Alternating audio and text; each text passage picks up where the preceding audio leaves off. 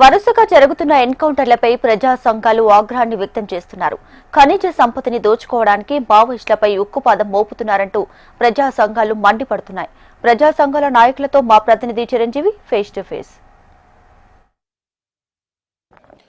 ప్రకృతి అందాలు పర్యాటకులతో నిత్యం కిలకిల్లాడే మారేడుమిల్లి అటవీ ప్రాంతాల్లో వరుస ఎన్కౌంటర్లతో ఒక్కసారిగా మన్యం దద్దరిల్లిందనే చెప్పవచ్చు. ముఖ్యంగా చూసుకున్నట్లయితే గనక నిన్న ఒక్కరోజే 6 మావోయిస్టులు మృతి చెందడం మరియు మళ్ళీ ఈరోజు 7 మావోయిస్టులు ఎన్కౌంటర్లో మృతి చెందడంతో ఒక్కసారిగా మన్యం అంతా కూడా ఉలిక్కిపడింది.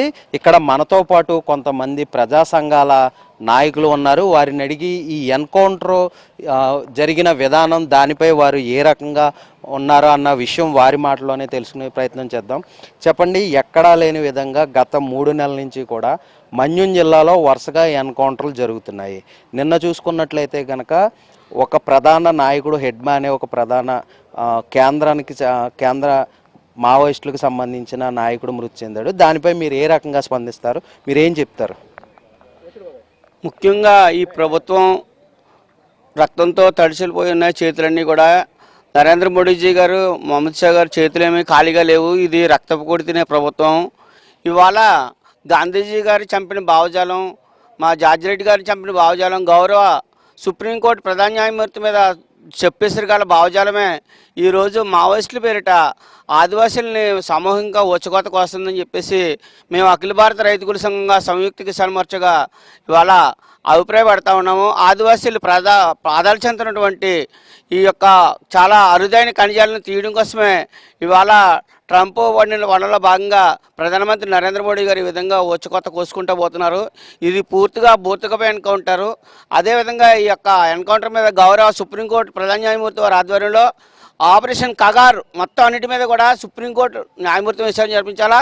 అదేవిధంగా పార్లమెంట్ కూడా జేసీపీ విచారణ జరిపించాలి. లేకపోయేటట్టయితే కూటమిలో ఉన్నటువంటి ఇవాళ కూటమిలో ప్రభుత్వాలకు సంబంధించి కూడా నైతిక బాధ్యత వహించవలసి ఉన్నది.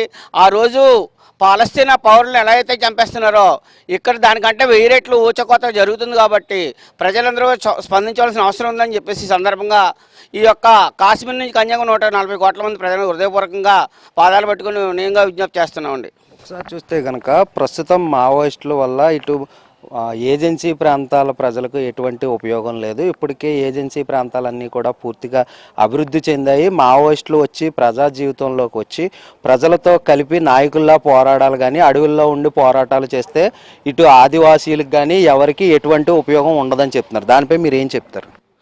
అభివృద్ధి చెందిన మాట నిజమే కానండి, అదానీకో అంబానీకో అభివృద్ధి చెందడం కాదు.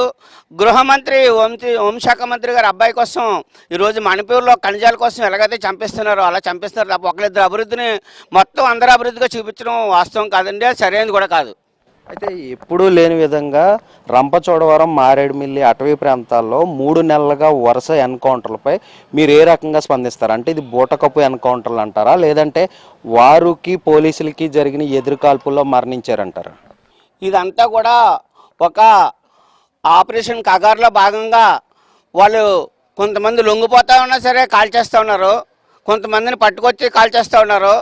లెక్కలు తేడా వచ్చాయని చెప్పేసి కొంతమందిని అదనంగా ఎవరినో కాల్ చేస్తున్నారు. ఒకవేళ లెక్క తేడా వస్తే మీ బోటోళ్ళని మా బోటోళ్ళని చంపినా ఆశ్చర్యపోకర్లేదు. ఇవాళ నరేంద్ర మోడీ ప్రభుత్వం ఆ విధంగా ఉందండి.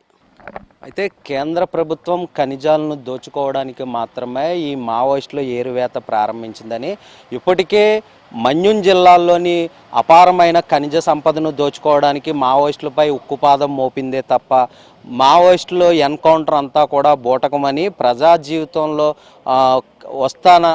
జీవితానికి వస్తానన్న మావోయిస్టులను కూడా ఏరువేత పేరుతో చంపేస్తున్నారని కూడా ఇటు ప్రజా సంఘాలు అయితే పూర్తిగా ఆందోళన, ఆవేదన కూడా వ్యక్తం చేస్తున్నాయి.